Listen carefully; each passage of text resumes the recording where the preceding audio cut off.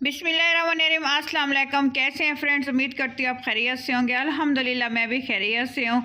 आज जो है मैं इतना मज़ेदार और लजीज सालन की जो है टिप्स और ट्रिक आप लोगों से शेयर करने जा रही हूँ कि रमज़ान का पहला रोज़ा हो और आप यही डिश बना रहे हो, क्योंकि रोज़े में आपको पता है थोड़ा सा हल्का सा शोरबे वाला सालन खाने को दिल करता है और साथ में दिल करता है कोई ना कोई गोश्त भी इसमें मौजूद होना चाहिए। तो मैंने इसमें चिकन का इस्तेमाल किया है, बहुत मज़ेदार बन के तैयार हुआ है। और इसमें मैंने डाले हैं जी कूसे।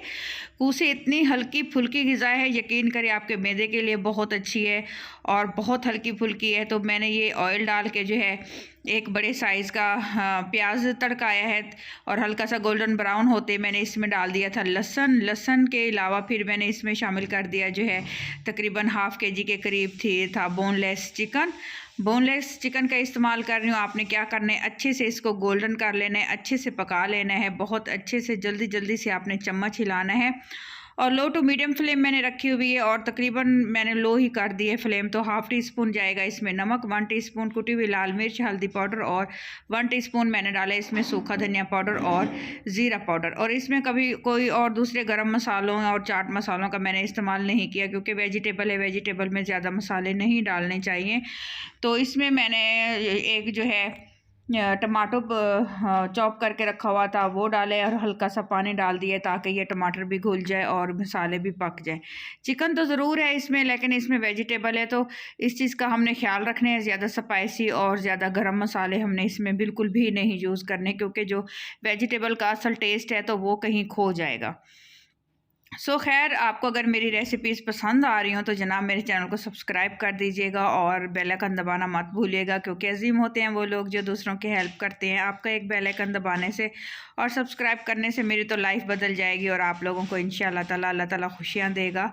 आमीन सुम्मा आमीन। और दुआएं मांगूंगी आप लोगों के लिए। तो इसमें तकरीबन मैंने कूसे भी तकरीबन हाफ़ केजी के करीब ही थे, उनको मैंने बारीक बारीक चॉप कर लिया और अच्छे से इसकी मिक्सिंग कर दी। इसकी एक आपने ख्याल रखना है, आपने एक अच्छे तरीके से तकरीबन 2 से 3 मिनट चम्मच हिलाते रहना और इसको आपने कर लेना है जी मिक्स और हल्की फुल्की सी भुनाई कर लेनी है, क्योंकि कूसे जो हैं बहुत नरम और बहुत सॉफ्ट होते हैं, ये अपना पानी छोड़ते हैं। आपने इसको दम लगा देना है तकरीबन 3 से 4 मिनट के लिए और आंच बिल्कुल आपने हल्की कर देनी है। फिर मैं आपको इसकी कंडीशन चेक करवाती हूँ कि इसकी नेक्स्ट जो है कंडीशन कैसे है। ये देखें ये बिल्कुल सॉफ्ट हो चुके हैं और ये देखिए अच्छे से जो है मिक्सिंग हो चुकी है और ये समझें कि ये एक हिस्सा जो है बिल्कुल कम हो गए हैं।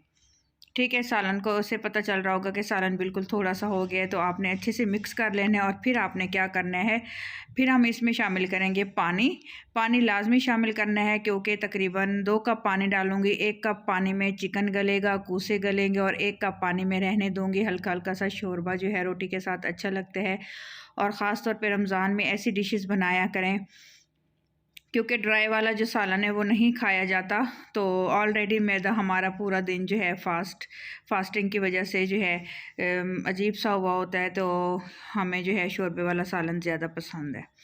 तो ये देखिए फिर दम लगा देंगे। 2 कप के करीब पानी डाला था, जब इतना रह जाएगा थोड़ा सा थिकनेस, ये देखिए थिक और बिल्कुल हल्का हल्का सा शोरबा इसमें बाकी रह जाए तो आपने यहाँ पे कुकिंग जो है स्टॉप कर देनी है, फ्लेम बिल्कुल ऑफ़ कर देनी है। और बाकी के जो इंग्रेडिएंट्स है इसमें मैं डालूँगी हरी मिर्चें, हरा धनिया इसमें लाजमी इस्तेमाल करें, क्योंकि हरे धनिया की खुशबू बहुत अच्छी होती है और जो है लुक वाइज भी अच्छा लगता है। ये देखें बिल्कुल बारीक कटा हुआ मैंने हरा धनिया डाला है इसके अंदर।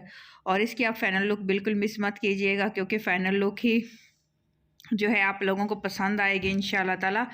और ये देखिए इस तरह से आपने बहुत ईज़िली ये सालन बन के तैयार हो जाता है, क्विकली बन जाता है। तकरीबन आधे घंटा ही लगा है मुझे तकरीबन कुकिंग करते हुए और माशाल्लाह इतना खूबसूरत, इतना लजीज और इतना शानदार सालन जो है चिकन कोसा बन के तैयार हो चुका है। ये देखें जी। और हाँ, उन बहनों के लिए मैं एक बात बताती चलूँ जो सुबह के टाइम नहीं उठती, जिनके जो है हस्बैंड काम पे जाते हैं, ऑफिस जाते हैं और उनको नाश्ता नहीं बना के देती। तो प्लीज़ मेरी नसीहत है कि पूरा दिन जो है टेंशन लेने से और हस्बैंड की बातें सुनने से बेहतर है कि आप 10 से 15 मिनट की जो है नींद थोड़ी सी ख़राब कर लिया करें। नमाज के लिए तो वैसे भी उठना होता है, ज़रा जल्दी उठ जाया करें और उनको जो है ब्रेकफास्ट बना के जो है दिया करें और लंच उनके लिए रेडी किया करें, ताकि जो है पूरा दिन आप लोगों का भी सुकून से गुजरे और उनका भी ऑफिस में सुकून से गुजरे। तो इन चीज़ों का ख्याल रखा करें तो लाइफ अच्छी गुजरेगी। Thank you so much. Allah हाफिज़।